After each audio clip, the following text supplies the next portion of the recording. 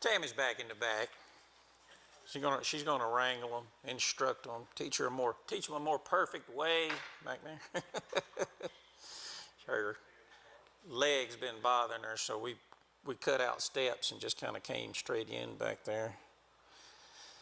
We are in 2 Samuel chapter 8. You're going to have homework tonight because we're not going to actually go through verse by verse and read everything this evening. We're going to actually cover 2 chapters. Do you remember what happened in chapter 7? What was the major event in chapter 7? Oh, and welcome, by the way. I just kind of jumped right in there. I'm so glad that you're here this evening for a Bible study. Never want to neglect that. Chapter 7, the big event is the Davidic covenant. God makes some assurances to David. He makes a covenant with him, and it's facilitated by David's desire to build the temple, to build God a house. That's what David wants to do, and God is going to bless David. In fact, we look at verse 10, chapter 7. I'm going to read just a few verses from chapter 7. I will appoint a place for my people Israel, and I will plant them, so that they may dwell in their own place and be disturbed no more, and violent men shall afflict them no more as formerly. And from the time that I appointed judges over my people Israel, and I will give you rest from all your enemies. Moreover, the Lord declares to you that the Lord will make you a house. When your days are fulfilled and you lie down with your fathers, I will raise up your offspring after you, who shall come from your body, and I will establish his kingdom. He shall build a house for my name, and I will establish the throne of his kingdom forever. I will be to him a father, he shall be to me a son. Now, typically, we associate this with messianic prophecy, but there's also something very important for David right here. 1, verse 13, he shall build a house for my name. That is, Solomon is going to build the temple. We also see Christ establishing the church in the passage as well. But however, the Davidic covenant comes with some assurances. God's protection for David, the establishing of his name, of his family as a royal family, an eternal royal family, and much like the covenant with Abraham, the Christ, the Messiah coming through his heritage, the eternal heritage. And so that's a big deal. So if you were writing, let's say you're the author of this theological history, and you're showing how God has worked through Israel and her kings, and you've just went over the covenantal promise to David, what would be the next thing you would write about? What would you write next? You'd want to show how God fulfilled the promise, right? How God went to work. God made this promise. Let's see what he's going to do. Well, that's what our author did. He jumped right in, chapter 8, showing God's favor for David. Now, God has shown favor to David. That was gone over in chapter 7 as well, early in the chapter, and then in David's prayer of gratitude, David recognizes God working with him. Well, we see it. We've seen it as we've studied thus far in David's life. And so here in chapter 8, we see the author demonstrating God's covenant promise being kept. All right, so I picked verse 6 because it's very pointed. It helps us see what's going on. Now, the first of the text, David put garrisons in Aram of Damascus, and the Syrians became servants to David and brought tribute. But the significant thing that I want us to focus on is the end of the verse, the last sentence. And the Lord gave victory to David wherever he went. This is the author showing, hey, God is keeping his promise. And so what we see here in chapter 8 is covenantal fulfillment. We see parts of the covenant coming to light. God's protection, God's growth of a nation taking place. Within chapter 8, we see Philistines get defeated. Now, they're not annihilated. They're not completely obliterated off the Levant. They're still there, but David has pushed them back out of even Gath, one of their major capital cities. You know, that's where Goliath is from. They've been a thorn in the flesh of Israel. They'd come out of Gath, raid the foothills of Judea, and even further north as well. And David has taken their city. That's huge, right? This is a major thorn in the flesh being pushed even further away. You have David subduing Moab. In fact, Moab even gets to a point where they're bringing tribute to David. They are going to become what we call a vassal state of Israel. They're bringing tribute to David. They're paying taxes to Israel. Zobah is conquered. That's way up north, and I'm going to pull a map up in a minute, kind of show some of this. Way up north, even further north than Damascus, we have Syria, which in just a few generations will grow to be a major world power. And they're a pretty big power right now. Syria comes to help Zobah, and David just goes ahead and whoops them too, drives them out. And so much so that David is establishing military outposts way outside of what Saul has maintained. I mean, we're extending the borders of Israel very far north. David is flexing military might, and God has been with him in all that he's doing here. And most of these, you go back and read the chapter, this isn't David just seeking to grow the kingdom. These are people groups that are waging war against Israel, and David is just driving them back. So it's a pretty powerful image that our author is painting for us. God is really growing the kingdom under David's reign.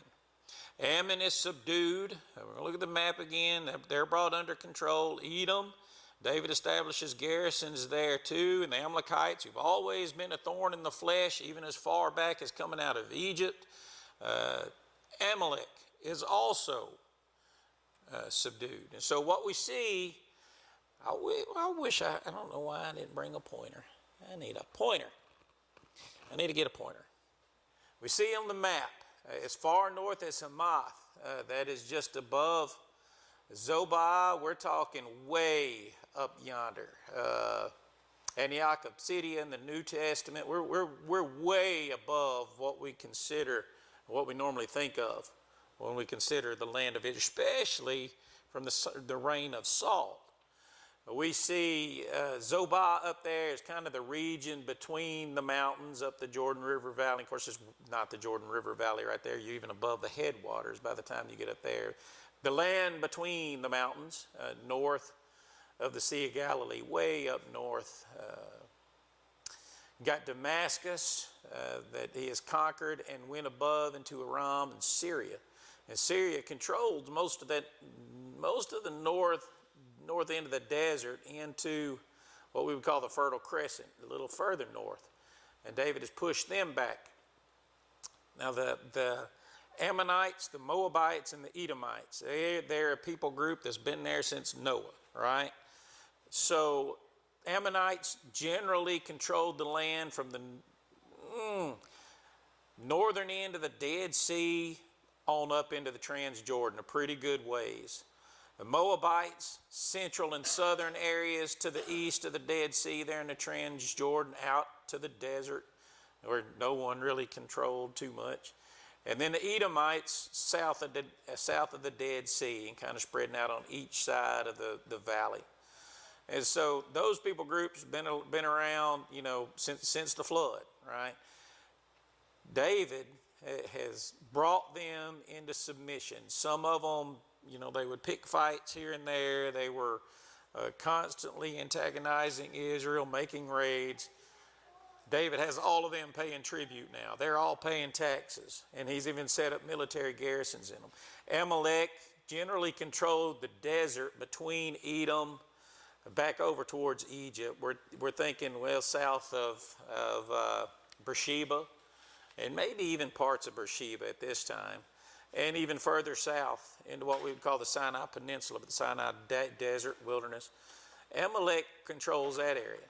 So David has taken a relatively small area that Saul was wrestling with maintaining order in, and is just mushroomed, right? The kingdom has grown massively in in chapter 8, however much time chapter 8 covers. A lot has happened to Israel. So we're talking about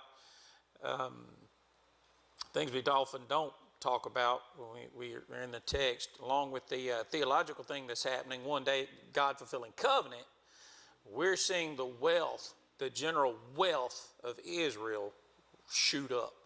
We have a centralized government in Jerusalem now. The king reigns there.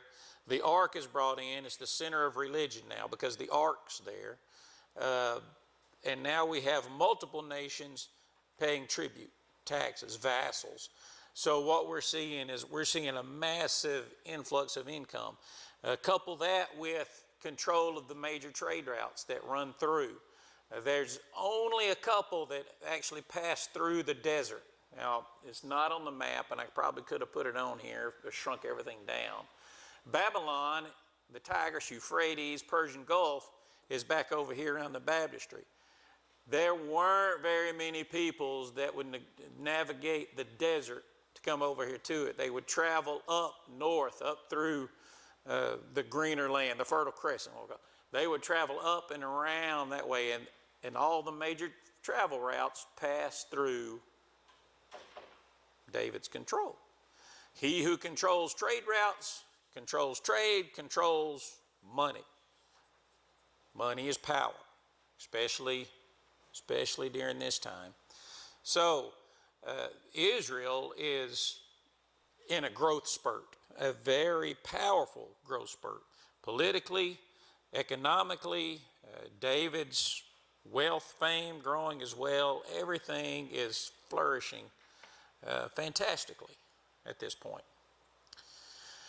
Towards the end of chapter 8, we have a list of officers. We have the people that are going to be assigned roles. And so we have Joab, we're familiar with, as commander, right? Jehoshaphat as recorder. We have titles here. I don't know what a recorder did for the king. Perhaps he's writing the Chronicles. I'm not sure. It could be. They generally had someone writing the Chronicles of the king. It could be what his job was. Zadok we're familiar with as a priest. Ahimelech as a priest. We know those guys. Sariah as secretary. Not sure, about him. He's just, or what he's doing, or for that matter, if it's male or female. We're not sure. Benaiah ruled the Cherethites and the Pelethites. These people groups here, there is not a whole lot of information. They're mentioned 3 or 4 more times in the text associated with David. And what we do know about them is they're mercenaries. They're men that David has bought their services. There's some inclination that these are Philistines who have switched sides. They changed teams, and these may be some of the men of valor of the Philistines.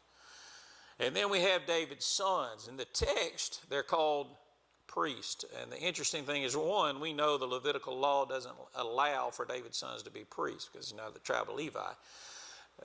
But it's more understood that the sons are taking an advisory role, which basically means David has his sons up there with him, and he's showing them the ropes, kind of a deal. They're up there with him, learning from their father. All right, that's chapter 8. Chapter 9 takes an interesting turn. And again, it's a pretty short, straightforward chapter, but unique. That is a familiar name comes up.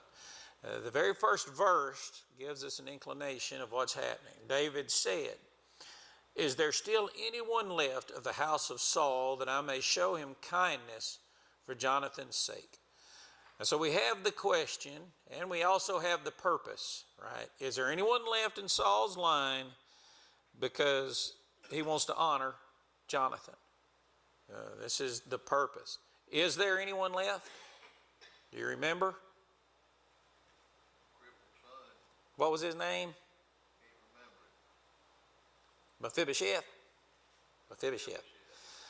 I've checked and triple checked. The Hebrew, and it's not the Hebrew, it's the Americanized Hebrew, is the emphasis on the first syllable. It's weird. It's Mephibosheth. But most everybody, including myself, grew up with Mephibosheth. I'm going to keep saying Mephibosheth. It's all right with you, unless I just mess up and say it the other way. But Mephibosheth, it is Jonathan's son. Remember, they were fleeing, and the servant fell, broke his feet, somehow or another crippled both of his feet. So we know that there is one. Verses 6 and 7 kind of give us a little rundown of what's happening. Mephibosheth, the son of Jonathan, son of Saul, came to David, fell on his face, and paid homage. David said to Mephibosheth, he answered, behold, I am your servant. David said to him, do not fear, for I will show you kindness for the sake of your father Jonathan, and I will restore to you all the land of Saul your father, and you shall eat at my table always. Can you think of any other instances? Well, now let me back up and rephrase that. Does this seem like typical kingly behavior, the son of a previous monarch, king?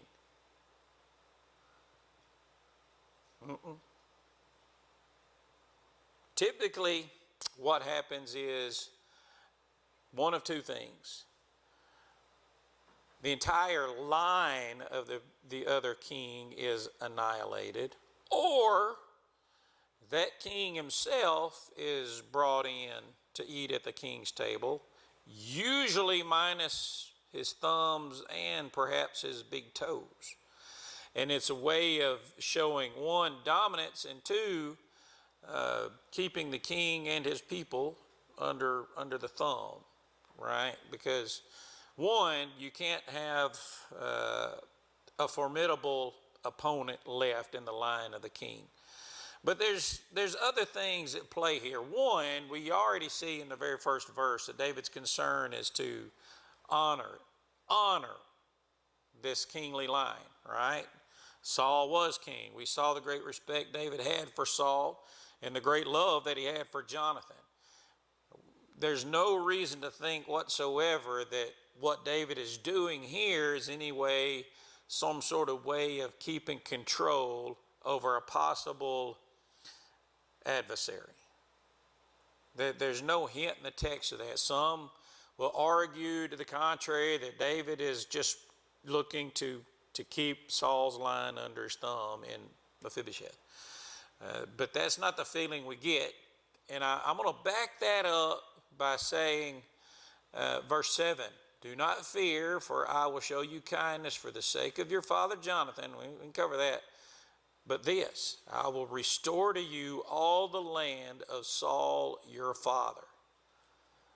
If David was seeking to just keep Mephibosheth under his control and under his thumb, he would have him moved into a room in the king's palace or a cell, whatever the case may be, and give him limited freedom within the confines of the palace, whatever. He wouldn't be interested in restoring all the land of his family, right? It's not very compelling to think that David is looking to do anything but honor Mephibosheth for the sake of Jonathan.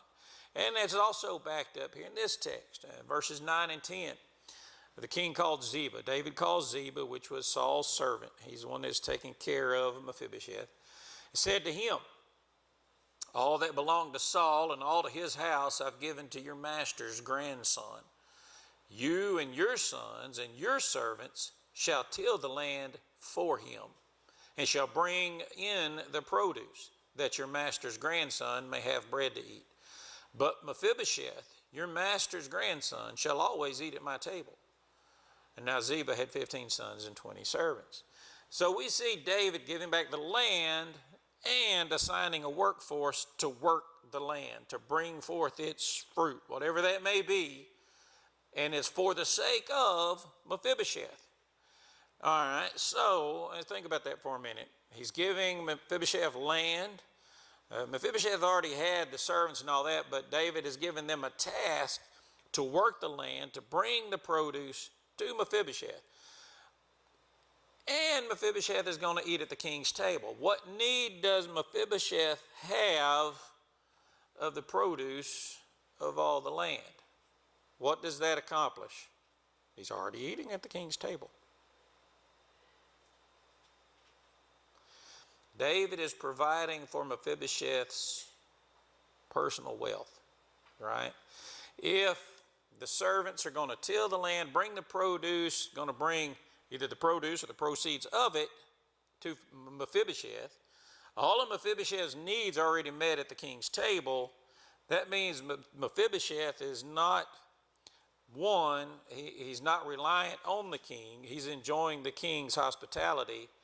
And two, something happens to the king, if that were to happen, Mephibosheth will be financially taken care of on his own, with his own land, own servants, and wealth that he has already been accruing while enjoying hospitality of the king.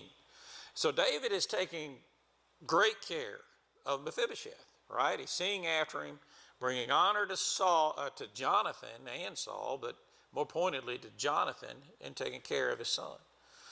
So we see one great friend taking care of another great friend's family, in this case, the son. The other reason David would not see Mephibosheth as a political adversary is, well, what we'd already mentioned. Both his feet were broken. That would have been viewed by most of the population as a curse from God. They wouldn't have seen it as a freak accident. They would have seen it as he's not a viable option for a king. His infirmity would prohibit that.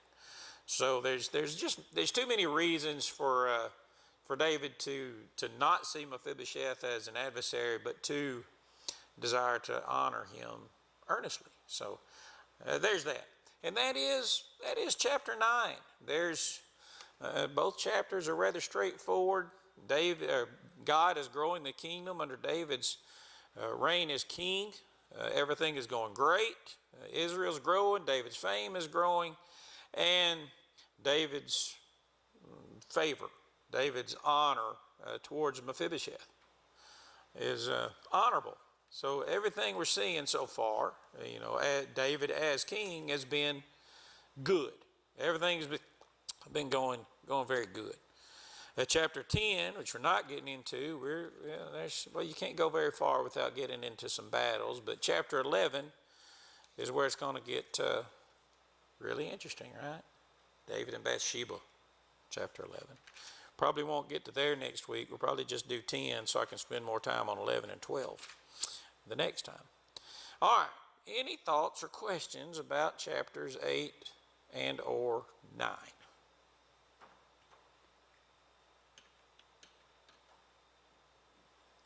All right. Was it David or Solomon that extended the reign of their territory all the way up into the Crescent Valley? David is pushed to the point of getting garrisons to the north so far. Now, historically, we argue that Solomon expanded Israel's influence and borders to the furthest that they ever were in history. They never quite got to the covenant level. Whereas Israel never quite kept covenant either. So that's sort of one of those theological conundrums some people will wrestle with. But under Solomon is where the kingdom grew the most, both in landmass and financially. Solomon.